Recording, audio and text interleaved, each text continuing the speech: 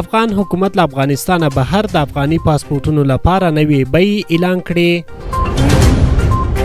سعودي عربستان یو امریکایي وګړی اعدام کړ.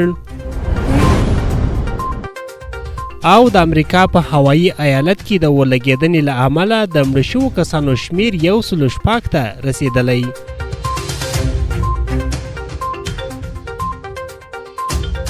افغان حکومت له افغانستانه بهر د افغاني پاسپورټونو لپاره نوې بیې اعلان کړې. د افغان حکومت د بهرنیو چارو وزارت پرون چهارشنبه له افغانستانه د باندې د افغاني پاسپورټونو لپاره نوې بیې اعلان کړې. دغه وزارت په یو خبرپاڼه کې ویلي چې له هیواده د باندې د 15 کلن پاسپورټ بیه 100 او د 10 کلن 200 امریکایي ډالره ټاکل شوې ده. په خبرپاڼه کې وړاندې ویل شوي چې د یو کال تمدید لپاره به $10 اخیستل کیږي.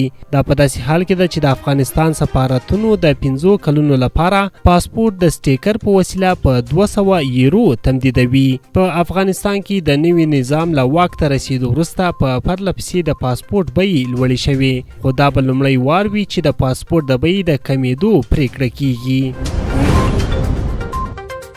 سعودي عربستان یو امریکایي وګړی اعدام کړ. د سعودي عربستان حکومت د چهارشنبې په ورځ یو امریکایي وګړی د خپل پلار د قتل په تور اعدام کړ. د سعودي عربستان په حکومت باندې تل د اعدام د حکم د تطبیق له کبله انتقادونه کیږي. د بشري حقوقو سازمانونه وایي چې دا ډول اعدامونه په اقتصادي او اجتماعي برخو کې د سعودي عربستان د اصلاحاتو ایجنډا کمزوري کوي. د محکمې د معلوماتو په اساس اعدام شوی کس خپل پلار له وهلو ټکولو وروسته وژلی او بیا یې بدن ټوټې ټوټې کړی وو. هغه د نشي په حال کې د یو بل کس د وژلو په هڅه هم تورن شوی وو. په راپور کې ویل شوي نه دی چې ناجي نصیف څه ډول اعدام شوی دی، خو په تیر وخت کې په سعودي عربستان کې د سر په پرې کولو سره د اعدام حکم تطبیق شوی دی. د امریکا په هوایي کې د اورلګېدنې له امله د مړه شوو کسانو شمیر 106 ته رسېدلی. د امریکا په هوایي ایالت کې د اورلګېدنې له امله د مړه شوو کسانو شمیر 106 تنو ته لوړ شو.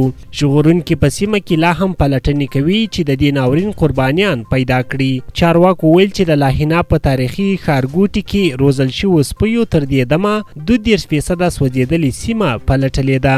د دې ایالت والي خبرداری ورکړی چې ښایي نور جسدونه هم وموندل شي. دا په څه باندې یوې پیړۍ کې د ورلګېدلو تر ټولو بده پیښه ده چې د امریکا په متحده ایالاتونو کې رامنځته شوې ده.